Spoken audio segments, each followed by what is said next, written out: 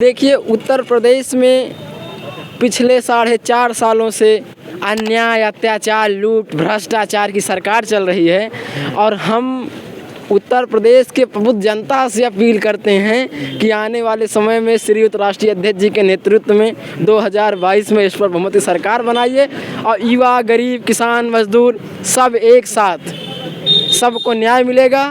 और बुलडोज़र वाली सरकार जो चल रही है इसको उखाड़ फेंकिए, क्योंकि बुलडोज़र जो है ये जानते हैं किनके घर में चल रहा है? इनके बुलडोज़र उनको घर में चल रहा है जो योगी आदित्यनाथ के विरोध में खड़े हुए हैं। आप देख सकते हैं कि माफिया क्रिकेट खेल रहा है, 25-50 हज़ार का इनामी धनंजय सिंह को आप जानते होंगे। नमस्कार, स्वागत है आपका मेट्रोडॉक्सी चुनावी यात्रा जनता जी में। और आज हमें इलाहाबाद विश्वविद्यालय, हमारे साथ कुछ लोग जुड़ रहे हैं, जानते हैं समाज की उठापटक को, कि इस उठापटक को कैसे समझ पा रहे हैं और कहाँ ये समाज जाएगा। आपका नाम है? सत्य प्रताप सिंह।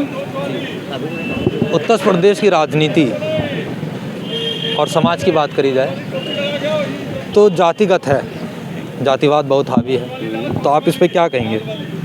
ये तो आज का मुद्दा तो है नहीं कि जातिवाद हावी है, क्योंकि जब 80 के दशक के पहले से ही हमारे यहाँ तो क्षेत्रीय पार्टियों का उदय पूरे भारत में हो रहा था, तो छोटे छोटे जाति समूह और नस्ली समूह के आधार पे ही इनका उत्थान हुआ है। तो वहीं से जातिगत राजनीति ज़्यादा बढ़ी है।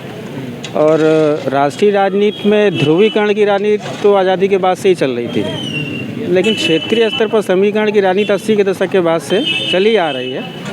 और कभी उन मुद्दों को ज़्यादा उभार दिया जाता है, कभी कभी ध्रुवीकरण के मुद्दों को ज़्यादा उभार दिया जाता है। तो जाति और सांप्रदायिक मुद्दे तो हमेशा चुनाव में हावी रहेंगे, चाहे राष्ट्रीय राजनीति हो, चाहे वो राज्य स्तर की राजनीति हो। आप इसको सही समझते हैं या गलत? नहीं, सही तो कहीं से नहीं है। नकारात्मक वादों को कभी आप सही उचित ठहरा ही नहीं सकते। जातिगत चेतना अच्छी चीज़ है, जातिवाद अच्छी चीज़ नहीं है। और जातिवाद के आधार पर मत का निर्माण करना भी बिल्कुल नहीं, दोनों में फ़र्क है। आपकी जाति के आधार पर आप सामाजिक व्यवस्था में कहीं स्थान नहीं रखते, आपकी कोई पहचान नहीं है, तो उसके लिए आप संगठित होकर अपने अधिकारों की मांग कर सकते हैं। ये एक जातिगत चेतना है, लेकिन उसके आधार पर आप अनावश्यक लाभ पहुँचाएँ एक दूसरे को, तो ये जातिवाद हो जाएगा। और जब जाति संगठित होती हैं, जब भी वो सत्ता की दावेदारी का दावा ठोकती हैं, और जब सत्ता आती है तो वही अपनी जातियों को फ़ायदा पहुंचाना, ये सब होना। जातियां संगठित होती हैं, चेतना उनके अंदर आती है अधिकारों के लिए, सत्ता के लिए नहीं। सत्ता के लिए जब आती है तभी जातिवाद शुरू होता है और तभी वो नकारात्मक हो जाता है।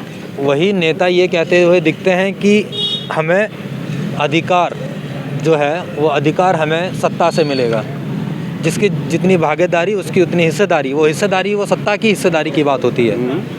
तो फिर दोनों में फ़र्क तो कुछ नहीं रह गया। नहीं, फ़र्क तो नहीं रह गया, लेकिन आप जब अधिकारों की बात करेंगे तो कुछ तो कर्तव्य भी हमारे हैं। अगर हम जातिवाद की राजनीति से अधिकार के लिए सत्ता ले रहे हैं तो हमारे कर्तव्य ये है कि हम कम से कम जातिवाद के चलते कहीं ना कहीं भ्रष्टाचार तो नहीं कर रहे हैं, कहीं ना कहीं पक्षपात तो नहीं कर रहे हैं। इन सब चीज़ों से तो बचना चाहिए। तो अधिकार के साथ आपके कर्तव्य ये है कि जातिगत चेतना से आप अपनी हिस्सेदारी तो बढ़ा लें, लेकिन कहीं ना कहीं जहर न फैलाएं।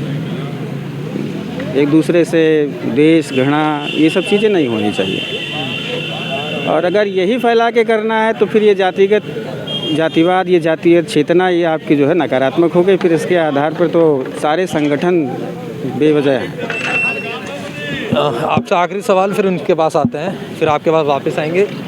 जाति जब लामबंद होती हैं तो वो लामबंद के लिए दूसरी जाति को दिखा दिया जाता है कि भाई ये है आपका दुश्मन।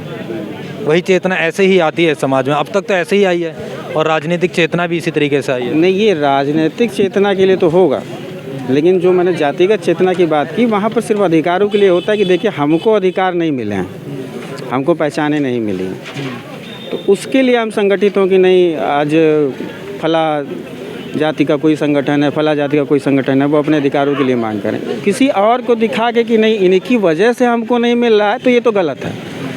ये तो तब शुरू होता है जब वो जातिगत संगठन का जो ठेकेदार है वो अपने दावेदारी अपने संगठन के आधार पर राजनीति में ठोकने के लिए जाता है, तब वो ऐसी नकारात्मक चीज़ें फैलाता है। ठीक, आपका नाम कहाँ से? मेरा नाम जिया कौनैन रिजवी है।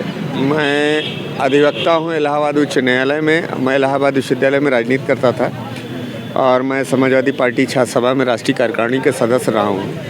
रहे हैं जी, और समाजवादी पार्टी का सिपाही हूँ वर्तमान में जो है। तो जो पूछना चाहे आप पूछ सकते हैं हमसे। जी। आपके लिए अहम मुद्दे क्या होंगे 2022 विधानसभा चुनाव के लिए? हमारा अहम मुद्दा ये है कि जैसे बेरोज़गार है, इस सरकार में लोग बेरोज़गार रहे और सरकार से कोई लाभ नहीं हुआ। और हमारी जब सरकार थी लोगों को ज़्यादा से ज़्यादा हम लोग रोज़गार देने का काम किए थे। अगर उनको रोज़गार नहीं मिला तो हम लोग उनको बेरोज़गारी भत्ता देने का काम किए थे। और जिन हाथों में लैपटॉप होना चाहिए, तमाम चीज़ें होनी चाहिए, रोज़गार होना चाहिए, आज नौजवान नर्वस है, परेशान।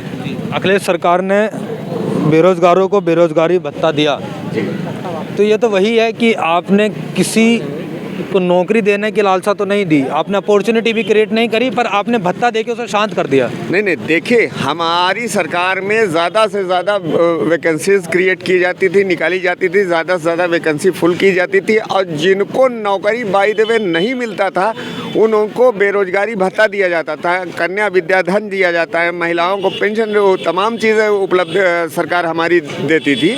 हमारी सरकार में किसी चीज़ का हर वर्ग खुश था, लेकिन बस वही है, थोड़ा सा जो है इस सरकार में कोई न नौजवान खुश है, न किसान खुश है, न महिलाएं खुश हैं। आए दिन बलात्कार और चोरी की आपकी सरकार थी, तो उस सरकार में ऐसा विपक्ष का कहना है, जो समाजवादी पार्टी के विपक्ष में खड़ा है, कि अपनी जातियों को बहुत उन्होंने रोज़गार दिया, उन्हीं को बढ़ावा दिया। देखिए, अब आयोग में जो भी रिज़ल्ट आए हैं उन रिज़ल्टों को उठा के देख लीजिए। जैसे इन्होंने यादववाद का मतलब आरोप लगाया कि यादववाद बहुत ज़्यादा हो रहा है, तो वर्तमान जो उत्तर प्रदेश में सरकार है, उस सरकार में क्या यादव क्वालिफाई नहीं कर रहे हैं? क्या यादव SDM नहीं बन रहे हैं? क्या यादव अधिकारी नहीं बन रहे हैं? तो बात परसेंटेज की कर रहा हूँ सर।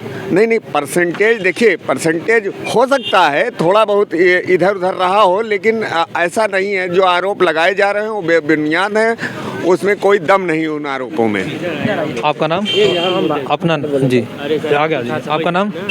मैं प्रवक्ता जी हूँ, समाजवादी। आप क्वेश्चंस पूछिए। नाम? प्रवक्ता जी ही मेरा नाम है। प्रवक्ता जी? हाँ, उसके समाजवादी पार्टी से आप जुड़े हुए हैं? हाँ, समाजवादी पार्टी के छात्र सभा के प्रवक्ता भी हैं जिले में। आप क्वेश्चंस पूछिए जी। क्या अहम मुद्दे हैं आपके लिए? देखिए, उत्तर प्रदेश में पिछले 4.5 सालों से अन्याय, अत्याचार, लूट, भ्रष्टाचार की सरकार चल रही है। और हम उत्तर प्रदेश के प्रबुद्ध जनता से अपील करते हैं कि आने वाले समय में श्रीयुत राष्ट्रीय अध्यक्ष जी के नेतृत्व में 2022 में इस पर बहुमत सरकार बनाइए और युवा, गरीब, किसान, मजदूर सब एक साथ, सबको न्याय मिलेगा। और बुलडोज़र वाली सरकार जो चल रही है इसको उखाड़ फेंकिए, क्योंकि बुलडोज़र जो है ये जानते हैं किनके घर में चल रहा है? किनके? बुलडोज़र उनको घर में चल रहा है जो योगी आदित्यनाथ के विरोध में खड़े हुए हैं। आप देख सकते हैं कि माफिया क्रिकेट खेल रहा है, 25-50 हज़ार का इनामी धनंजय सिंह को आप जानते होंगे, ब्रजेश मिश्रा घर गिरा दिया जाता है, विकास दुबे को मार दिया जाता है। इसीलिए हम इस मीडिया के माध्यम से उत्तर प्रदेश के प्रबुद्ध समाज, ब्राह्मण वर्ग से भी अपील करते हैं कि राष्ट्रीय अध्यक्ष जी के नेतृत्व में आएँ और सरकार बनाएं। और ये जो हमारे यादववाद की बात करते हैं जो बिल्कुल नगण्य था, आपने ठाकुरवाद के बारे में थोड़ा बता दें कि क्या क्या करके यहाँ बैठे हुए हैं प्रदेश के अंदर जो लूट तंत्र चल रहा है, उसका हम खुला विरोध करते हैं। ठीक। फरसा लेके घूम रहे हैं अखिलेश यादव, बोलते हैं हर जिले में परशुराम जी का मंदिर बनवाएंगे, तो वो भी तो वही जाति लामबंद करने की कोशिश कर रहे हैं। देखिए, अखिलेश जी ने जो शुरुआत किया है, आपको पता होना चाहिए कि जब हिंदुस्तान के अंदर अन्याय, अत्याचार चरम पर था, तो परशुराम जी ने भी भगवान श्री कृष्ण को सुदर्शन चक्र दिया था और कहा था कि समाज में आप जाइए और समाज के अंदर जो अन्याय अत्याचार हो रहा है उसको ख़त्म करिए, वैसे फरसा काम करेगा और समाज के अंदर जो अन्याय अत्याचार करेगा उसका नाश होगा। और हम आज फिर आपसे कहते हैं कि नाराज ब्राह्मणों से अपील करते हैं कि राष्ट्रीय अध्यक्ष जी के नेतृत्व में आइए और अपना सम्मान पाइए, क्योंकि इस सरकार में सम्मान किसी को नहीं मिल रहा। ब्राह्मण नहीं जी, आपका नाम? मेरा नाम विपिन मिश्रा है और मैं किसी पार्टी से नहीं जुड़ा हूँ, यहाँ पे रिसर्च कर रहा हूँ इलाहाबाद यूनिवर्सिटी में। सबसे पहली बात तो पार्टी बटी है जाति में यहाँ पे, तो आप किसी यादव से पूछेंगे तो सपा बताएगा, यादव सपा, और मुस्लिम पूछो वो भी सपा, ब्राह्मण क्षत्रिय जाएंगे तो योगी। आप अगर कंपैरिजन करिए तो अगर कोरोना इतनी प्राकृतिक आपदा कहीं पे आ जाए तो निश्चित रूप से आपका 2 साल इधर गया है, तो ऐसा नहीं विकास नहीं हो रहा, विकास हो रहा है। अब देखिए जो प्राकृतिक आपदा से कोई लड़ नहीं सकता। और आप बात करें भ्रष्टाचार की तो आप देखेंगे कि योगी आदित्यनाथ बनाम या जितने भी हैं, शिवपाल अखिलेश देख लीजिए, इनकी संपत्ति अगर बांट दिया जाए तो कम से कम उत्तर प्रदेश का आधा जिला विकसित हो जाए, समझ रहे हैं। अगर हाँ इस पे कोई नहीं कोई मुद्दा उठाता कि इनके पूरा 43 लोग हैं, 43 लोग में आप देखेंगे ना इलाहाबाद में उतना कोई धनी नहीं मिलेगा। साइकिल चलते चलते कब ये लोग चार्टर्ड प्लेन से चलने लगे कोई पूछता है। और रही बात रोजगार की, कौन ब्राह्मण नाराज है? कोई अपराधी मारा जाए तो ब्राह्मण हो गया भाई, राक्षस रावण भी ब्राह्मण था, वो मारा गया, ठीक है, तो उसको आप क्या कहेंगे कि वो ब्राह्मण था? वो राक्षस था। विकास दुबे भी जिसको मारे वो तो ब्राह्मण था। दूसरी बात यह है कि आप विजय मिश्रा की बात करेंगे तो विजय मिश्रा की देखिए कि उनका आपराधिक इतिहास देखिए। अतीक अहमद को आप मुस्लिम मानेंगे? ये भी तो मुस्लिम अपराधियों को ही थे। आप एक तरफ कहेंगे अपराधियों का कोई जाति नहीं होती, फिर कहेंगे अपराधियों का जाति से जोड़ के रखते हैं, तो ये तो चीज़ें तो नहीं है। दूसरी बात, जब उत्तर प्रदेश में और बिहार में जातिगत रूप से बटे हैं तो आप अगर इस तरह से किसी से व्यू लेंगे तो यही आपको समझ में आएगा कि भाई जो जिस पार्टी से जुड़ा है उसकी तरफ बोलेगा। मैं तो हालांकि किसी पार्टी से नहीं जुड़ा हूँ, लेकिन जो सत्य है यही है। आप सिर्फ आओ, कुछ मत करिए। दूसरी बात, रिसोर्स देखिए, जनसंख्या आपका ये तरह बढ़ रहा है, ठीक है, जनसंख्या कंट्रोल नहीं होगा, हाँ, तो कहाँ से रिसोर्सेज तो कम है ना हमारे पास। कहीं से सरकार अखिलेश आ जाएंगे तो क्या अपने घर से नौकरी दे देंगे सबको? ऐसा संभव नहीं है। इसलिए कि 2 सवाल हो गए। पहला कि आप अपराधी में जाति ढूंढ रहे हैं। हाँ, नहीं, पहले जवाब हम हमारे आदरणीय सिंह सर को जवाब बताना चाहते हैं कि नेताजी मुलायम सिंह यादव की संपत्ति अगर लूट तंत्र की है तो मोदी और अमित शाह क्या गेहूं बेच के संपत्ति बनाए हैं क्या? और राजनाथ सिंह की संपत्ति क्या गेहूं बेच के बनाई गई है क्या? देखिए, और जो है, और हम बताना चाहते हैं कि अपराधियों की कोई जाति नहीं होती है। तो अपराधियों की जात मैं नहीं कह रहा हूँ, सरकार कह रही है। आप आंकड़े उठा के देखिए कि जो लोग विकास दुबे को मार दिया जाता है और उन्हीं जाति के विशेष लोगों को जेल में संरक्षण दिया जाता है, नाम नहीं लूँगा मैं। और लोग जो क्रिकेट माफिया क्रिकेट खेल रहा था उसके बारे में कुछ कहेंगे, 25-50 हज़ार का इनामी है वो। अब आप बताइए कि मैं जातिवाद कर रहा हूँ कि सरकार जातिवाद कर रही है? नहीं, बात यह है ना, देखिए जातिवाद आप ऐसे जगह खड़ा है जहाँ सिर्फ जाति फैक्टर है। आप मजबूरी है लोगों की, अगर चाह के भी लोग अपने जात से नहीं हट, अगर अरे मुन्ना बजरंगी की जेल में हत्या हो गई, ये लोग विपक्षी हैं, उस रात नहीं उठाए, छात्री के नाते नहीं उठा रहे हैं। ब्राह्मण सुभाष दुबे ने सीओ एसओ सिपाही की हत्या कर दी, उसमें 3-4 पंडित थे, उसमें जो है वो ब्राह्मण नहीं थे क्या? अपराधी जो होगा वो अपराध सरकार में चाहे जिस कौम का हो, जात का हो, मजहब का हो, उसका अगर निवारण होगा जेल, घर गिराना होगा, गोली मारना होगा, सरकार अपने हिसाब से लॉ एंड ऑर्डर मेंटेन करेगी। 17 पुलिसकर्मी मारते हैं विकास दुबे। हाँ, विकास दुबे 17 पुलिसकर्मी मारते हैं, इसकी हम भरसक निंदा करते हैं, समझ रहे हैं। लेकिन उसके लिए कानून प्रशासन है और योगी आदित्यनाथ, केशव प्रसाद मौर्य खुद अपराधी हैं उनके। आप जो है क्या कहते हैं वो देख लीजिए। कोई आइडियल थोड़ी है। मैं आइडियल कहाँ, मैं इनको आइडियल कहाँ मानता हूँ? मैं इंद्रजीत मौर्य, कांग्रेस की छात्र संगठन NSY से जुड़ा हुआ हूँ। मैं इलाहाबाद विश्वविद्यालय छात्र नेता भी हूँ। जैसा कि हमारे बड़े भाई प्रवक्ता सर ने कहा कि समाजवादी यानी कि परिवारवाद नहीं है, लेकिन अगर आप इनकी परिभाषा देखेंगे तो जो ये लोग कहते हैं समाजवाद है ना, असलियत तो यह है कि परिवारवाद है और एक विशेष जातवाद है। क्योंकि आप देख सकते हैं कैसे मैं इसकी बात को कर रहा हूँ, क्योंकि देखिए कोई भी विशेष स्थान हो, मतलब किसी इनके पार्टी और संगठन देख लीजिए, अच्छे पदों पे खुद राष्ट्रीय अध्यक्ष जी, इसके बाद इनके पुत्र होंगे, इसके बाद इनके रिश्तेदार होंगे, और जो भी मतलब विशेष तौर पे जब इनकी सरकार थी 42 लोग, जब इनकी सरकार थी 42 लोग थे, जब इनकी सरकार थी समाजवादी पार्टी की सरकार, तो एक विशेष जात के लोगों को टारगेट करके नौकरियां दी जाती थी। जो योग्य नहीं था, एक मैं कहना चाहता हूँ, जो योग्य नहीं थे जो योग्य नहीं थे उनको भी भरा जाता था एकदम ठूस ठूस, जैसे बसों में यात्री आते हैं तो ज़बरदस्ती बैठा दिया जाता है उसी तरीके से। और रही बात ये इन्होंने मैं कहना चाहता हूँ मित्रों को, ये लोक सेवा आयोग में अनिल यादव थे जो साथ में ये जात हाय अल्लाह पाणे कर दिए, मतलब जो इतना बांट दिए कि जो यादव मित्र थे साथ बैठना बंद कर दिए। इन्होंने जातिवाद फैलाया तो सबसे ज़्यादा सपा ने अनिल यादव खिलाफ जितने भी थे समण जाके वहाँ पे आंदोलन किए, अहिर सेवा आयोग लिख दिए। इससे क्या हुआ, समाज में हमने सत्ता फैली, एक दूसरे के साथ जो उठना बैठना था लोगों में कमी हुई। तो ये चीज़ें नहीं होनी चाहिए। अनिल यादव को तब तक नहीं हटाया गया जब तक हाई कोर्ट के चीफ जस्टिस ने नहीं हटाया। तो ये चीज़ नहीं, आप अगर राजा बन गए तो प्रजा आपके लिए बराबर है, इसलिए नहीं बांटना चाहिए। इस समय जो यूपी की राजनीति है, मैं यही कहना चाहता हूँ ये सोशल मीडिया के माध्यम से, क्योंकि ये जो समाजवादी पार्टी है, आप इसको ये लोग एकदम बरगलाने काम कर रहे हैं जनता को, क्योंकि ये एक विशेष जाति पार्टी, इसका तो कोई वही वर्चस्व नहीं। और रही बात भारतीय जनता पार्टी की, तो जो आप देखें पिछले 5 सालों में इन्होंने क्या किया है, देश की जनता के साथ क्या किया है, शिक्षा के साथ क्या किया है, रोजगार में क्या दिए हैं इन्होंने, इनकी पूरी जो सफलताएं एकदम नाकाम रही हैं। और मैं यही कहना चाहता हूं कि इस बार जो है एक नए विकल्प को उत्तर प्रदेश की जनता जो है तलाशे और कांग्रेस पार्टी को वोट दे। और कांग्रेस पार्टी में ही मैं इसलिए दावे के साथ कह सकता हूँ, कांग्रेस पार्टी एक ऐसी पार्टी है जिसमें न कोई जाति का वर्ग, न कोई धर्म का है। जैसे सुन लीजिए, जैसे सुन लीजिए, मैं मौर्य हूँ, यादव, ऐसा नहीं। कांग्रेस पार्टी में ब्राह्मण क्षत्रिय कोई भी हो, किसी भी जाति का हो, किसी भी धर्म का हो, उससे नहीं। 2014 से एक आपके नेता हैं जो अभी तक सत्ता में आने की कोशिश कर रहे हैं और आ नहीं पा रहे हैं, और पार्टी उन्हीं के पीछे है अभी।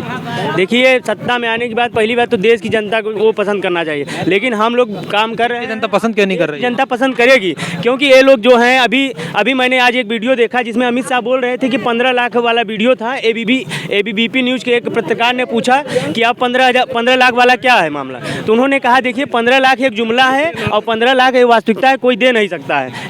देखने का काम एक चीज़ मैं लास्ट कहना चाहूँगा, लोग जितने भी हों अपने कैंडिडेट, जो क्षेत्रीय कैंडिडेट जो वहाँ पे लड़ रहा हो, अच्छा उसके आधार पे चुने, लोग अच्छे लोग आएंगे। अगर पता लग बीजेपी से किसी अपराधी खड़ा कर दिया उसको वोट दे रहे हैं तो गलत है। कांग्रेस से पता लग, तो चाहे कांग्रेस हो, बीजेपी हो, चाहे बसपा सपा, जो कैंडिडेट अच्छा उतारे उनको वोट दीजिए पहले, तब अपने आप लोग अच्छे जाएंगे, विकास करेंगे। और जब आप अपराधी और जातिगत लोगों को घुसा देंगे तो कभी कुछ नहीं कर पाएंगे, हम लोग ऐसे ही लड़ते रहेंगे। क्या करें? देखिए, अभी तक लोग जो है परिवारवाद जातिवाद की बात कर रहे थे, तो कांग्रेस और भारतीय जनता पार्टी जो कि परिवारवाद से ही उत्पन्न हुई है, और समाजवादी पार्टी के लोगों को कह रहे हैं कि परिवारवाद। कैसे? देखिए, भारतीय जनता पार्टी में आप उठा के देख लीजिए, राजनाथ सिंह का लड़का पंकज सिंह कौन है, प्रेम कुमार धूमल का लड़का कौन है, और ये मुंडे जी कौन है, महाजन जी, स्वर्गीय महाजन जी कौन है, इनके बच्चे कहाँ हैं। तमाम ऐसे उदाहरण है भारतीय जनता पार्टी में। और कांग्रेस तो जो है, कांग्रेस क्या बात करेगी? कांग्रेस में तो शुरुआत है परिवारवाद से है। तो ऐसे हमारे छोटे भाई लोग परिवारवाद की बात कर रहे थे, आरोप लगा रहे थे जातिवाद का और परिवारवाद का। और समाजवादी पार्टी में लोहिया के बाद मुलायम आते हैं, मुलायम के बाद शिवपाल हैं, शिवपाल के बाद अखिलेश हैं, अखिलेश के बाद देखिए डॉक्टर राम मनोहर लोहिया ना यादव थे, पंडित जनेश्वर मिश्रा कोई यादव नहीं थे, मोहन के बाद की पीढ़ी की बात कर रहा हूँ, मोहन सिंह कोई यादव नहीं थे। तो यादव समाजवादी पार्टी में ज़रूरी नहीं, समाजवादी पार्टी सबको लेके चलती है। आजम खान कोई यादव नहीं है, तो ऐसा कुछ नहीं है कि समाजवादी पार्टी में सिर्फ यादव ही है। देखिए, जैसा कि सर ने कहा है कि कोई यादववाद नहीं है, आप देख सकते हैं इस देश की, मतलब प्रदेश की जो राजनीति की, यही मतलब कि ये लोग जो कहते हैं जातिवाद नहीं करते हम। पहली बात तो इन्होंने समाजवाद की जो परिभाषा है उसको एकदम निरर्थक और उसको एकदम बर्बाद करने का काम किया, क्योंकि जो समाजवाद होता है वो सबको लेके चलने का काम करता है। इनकी पार्टी में आप देख सकते हैं, इनकी पार्टी के जो विशेष तौर पर देख सकते हैं ऊँचे पदों पर जो लोग हैं, आप देख सकते हैं इनके पार्टी में कौन लोग बैठे हैं और कौन लोग होगा। और जब सत्ता में भी आएंगे लोग, जो कहते हैं सत्ता में, भगवान न करे कि ये लोग सत्ता में आए, ये लोग अगर सत्ता में आ भी गए ना, तो सिर्फ मैं एक बात दावे के साथ कह के जा रहा हूँ कि ये लोग सिर्फ एक जाति और एक विशेष जाति, और उस जाति में भी विशेष परिवार वालों का वर्चस्व रहेगा, और सिर्फ यूपी में गुंडाराज और भ्रष्टाचार कायम रहेगा। आपका नाम? विकास कुमार ठाकुर।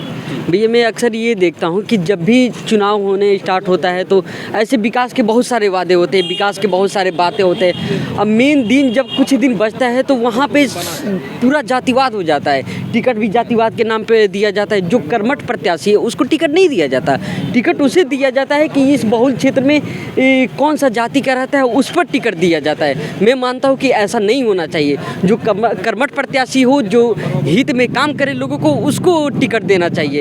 ये बहुत बड़ा ब्लंडर है हमारे देश का, इसे रोकना बहुत ज़रूरी है। जी सर, क्या कहेंगे आप? देखिए, कांग्रेस के बारे में भाई साहब बोल रहे थे, हम बताना चाहते हैं 1G 2G 3G 4G उसके बाद जीजा जी। आप जान रहे हैं कि नहीं, लोकतंत्र में जो है क्या कहते हैं, हरियाणा से लेके पंजाब से लेके राजस्थान तक की ज़मीनें लूट ले गए और वो लोग बताएंगे परिवारवाद क्या होता है। आप देख सकते हैं कि आप कहते हैं कि समाजवादी पार्टी में परिवारवाद है। आप एक नाम बताइए जो विधान परिषद से गया हो, जो राज्यसभा से गया हो। हमारे यहाँ चाहे आदरणीय शिवपाल जी हों, चाहे राष्ट्रीय अध्यक्ष जी हों, चाहे डिम्पल भाभी हों और चाहे धर्मेंद्र भैया, सब लोग डिम्पल भाभी कह रहे हैं भाई, कहाँ सुन रहे हो यार, ठीक है। सब लोगों को जनता चुनती है। अब आदरणीय नेताजी मुलायम सिंह यादव तो हमेशा सेफ सीट क्यों दी जाती है उन्हें? कैसे सेफ सीट, ये कौन सी बात? शिवपाल जी की लड़ाई अयोध्या नहीं, से? ये कोई सेफ सीट नहीं है। जनता चुन रही है और जनता अपने वोट के माध्यम से विधानसभा और लोकसभा भेजती है। पार्टी जातीय समीकरण बना रही है और इनके परिवार को वही सीट दी जाती है जो लगे कि सेफ सीट है। अब ये कहिए कि मोदी जी बनारस से लड़े थे, जो भाजपा की सेफ सीट थी, योगी जी लड़ रहे हैं गोरखपुर से, भाजपा की सेफ सीट है, इसे नहीं कह रहे हैं। इसका मतलब ये नहीं है। आजमगढ़ से वो समाजवाद का गढ़ था, वहाँ पर बड़े बड़े नेता हार चुके थे। आप जानते हैं कि नेताजी मुलायम से चुनाव लड़े थे तो मात्र 44,000 वोट से जीते थे, और आप जानते हैं कि इतनी कठिन सीट थी, लेकिन राष्ट्रीय अध्यक्ष चुनाव उस पर जीते। और राष्ट्रीय अध्यक्ष जी के बारे में लोग कहते हैं कि डरते हैं। वो आपको बता दें, फिरोजाबाद 1, कन्नौज 2, आजमगढ़ 3 लोकसभा सीटों से चुनाव जीत करके लगातार पहुंचते रहे हैं। जनता चुन रही है। परिवारवाद कहाँ है? क्या किसी के मूल अधिकार छीन लेंगे क्या आप? मैं कहता हूँ मेरा बाप प्रधान है, मैं भी प्रधान लड़ूंगा, दूसरे गाँव से बीडीसी लड़ूंगा, तो क्या आप मना कर देंगे? क्या लोकतंत्र है, हमारा अधिकार है। अभी हमारी छोटकी भाजी भाषण चली गई है, इसे क्या कहेंगे? ये कहाँ परिवारवाद है बताइए? अगर ये परिवारवाद होता तो जाती। आजम खां के लिए क्यों कब बाहर निकालेंगे समाजवादी पार्टी के शूरवीर? देखिए, आदरणीय आजम खान साहब के ऊपर ये बुलडोजर वाली सरकार ने फर्जी मुकदमे लादे हैं।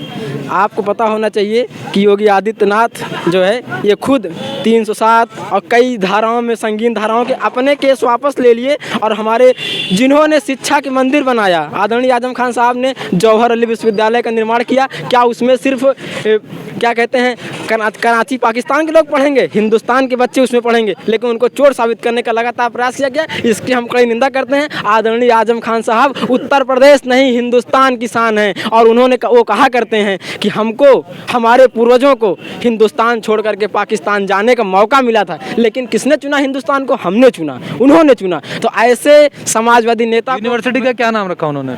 जौहर अली विश्वविद्यालय। जौहर अली कौन थे? जौहर अली मैं बता रहा हूँ सर, मैं जान रहा हूँ। मौलाना जौहर अली जो हैं वो हिंदुस्तान के महात्मा गांधी, भगत सिंह, चंद्रशेखर आज़ाद, सुभाष चंद्र बोस, पंडित जवाहरलाल नेहरू जैसे स्वतंत्रता सेनानियों में एक महान सेनानी थे। उन्हीं के नाम पर विश्वविद्यालय रखा गया है। मुस्लिम लीग बनाने में भी बहुत बड़ा हाथ था जौहर अली का। देखिए, ये हिंदुस्तान था, कांग्रेस पार्टी बनी थी, उसके बाद मुस्लिम लीग बनी, समाजवादी जनता दल बना। मुस्लिम लीग बनाने में बहुत बड़ा हाथ था जौहर अली का। हाँ, ठीक, पहला सवाल ये, लेकिन हाँ ठीक। और दूसरा सवाल ये कि जब जौहर अली की डेथ होती है तो बोलते हैं कि मुझे हिंदुस्तान में मत गाड़िए। नहीं, देखिए, मुद्दा बहुत विवादित है, हम इसको नहीं जानते। उनका रिटर्न स्टेट महाराज, उनका रिटर्न स्टेट हमने इसको पढ़ा नहीं है, हम इसको नहीं बताएंगे। और आप वो कोई क्वेश्चन पूछिए। और इस पे नहीं, इस पे मैं नोट नाम बदल देना चाहिए जौहर अली का? नहीं, नाम बदलना क्या, नाम बदलने से क्या होता है? नाम बदलने से कुछ नहीं होता। जैसे बाबा जी अपना नाम बदल करके अजय सिंह बिष्ट नाम था उनका, योगी आदित्यनाथ कर दिए हैं। तो नाम बदलने से विकास होने वाला नहीं है। विकास हिंदुस्तान का विकास करने के लिए सोच चाहिए, एक ईमानदारी चाहिए।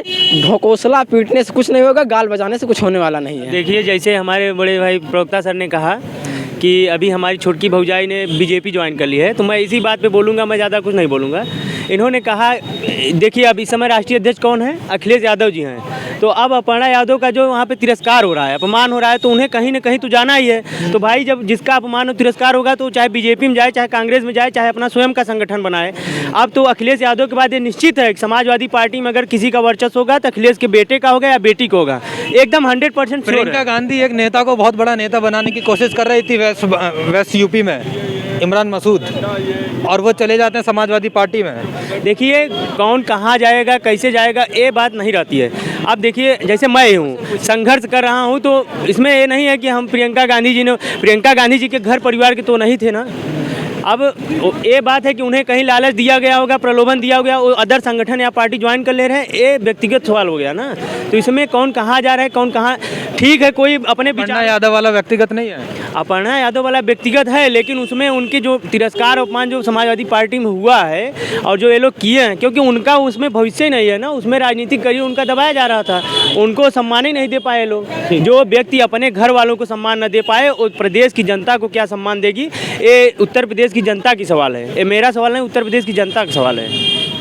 ठीक, चलिए, तो ये थे हम इलाहाबाद विश्वविद्यालय में। ऐसी मीटर डॉक्स वीडियोज़ के साथ बने रहिए, चैनल को सब्सक्राइब करिए, लाइक करिए, शेयर करिए। धन्यवाद।